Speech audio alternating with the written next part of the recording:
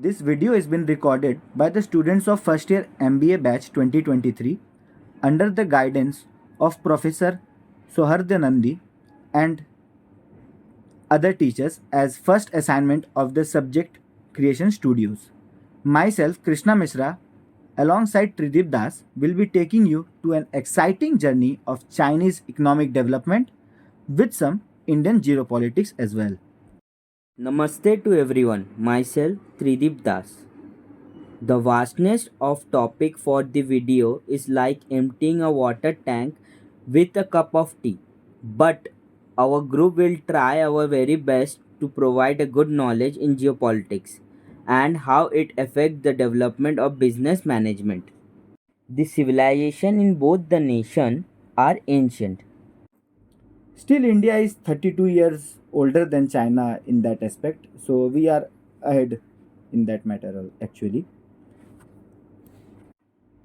And of course, the working model of both the ruling government is poles apart. But India and China has many common aspects of economic and governance growth. When India was about to adopt its constitution in 1949, China became a communist republic. Both the nations started rebuilding themselves in 1950. Communist China under Mao Zedong and India under Pandit Jawaharlal Nehru. There is no doubt that Pandit Jawaharlal Nehru was a man with vision. He had an image of a great visionary democrat with excellent credentials in front of other foreign delegates. Today, China is way ahead in terms of economy, military power, technological progress, and even in pollution control. Let's discuss what infrastructural investments pushed Chinese economy after 50 years of its independence.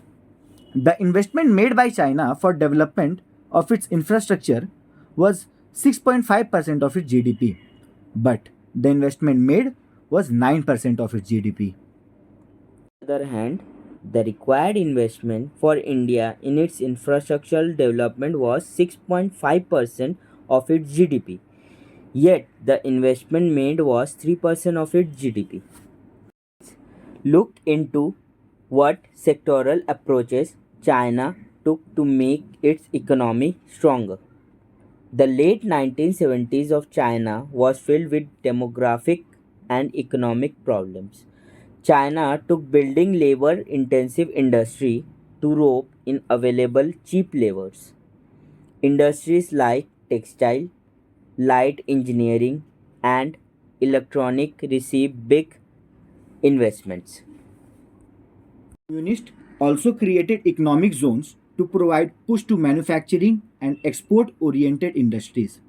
Nation created zone marked areas for better infrastructure and easy access to cheap labor with eases in general rules of business. On the other hand, India encouraged capital intensive industries which costed loss of potential employment to millions of job seekers. This sectoral approach failed to provide boost to industrial growth and rise in revenue collection for public investment in infrastructure or health and other necessary sectors. What was one major step that China took which will give an aggressor image to its economy rather than a superpower? Every MNC or organization looks for cheap and reusable energy source for its working employee and infrastructure. In the process of survival and progress of a country, energy always acts as a key even though the conventional sources of energy, coal, oil, etc. are limited. China has emerged as second largest solar power energy producer. Myself, Pinky Shah, another member of this group, will explain some graphical representation of GDP and TSP of China. According to the report of World Economic Forum, China has the largest number of electric vehicles and easily accessible charging point of the public. In graph 1, we can see that GDP and TSP both are increasing.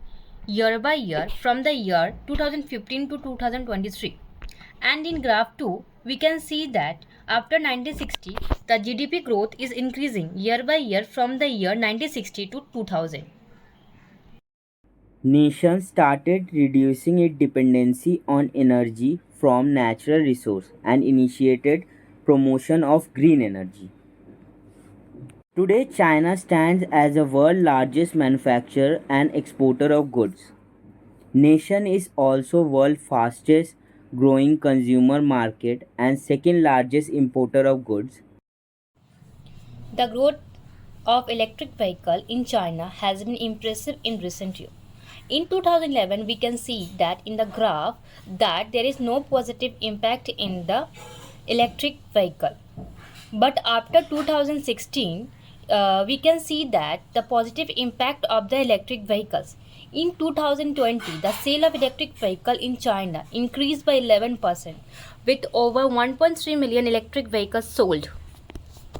With this discussion, our group will like to end this video and hope we will come back with same energy and knowledge in the further videos. Thank you.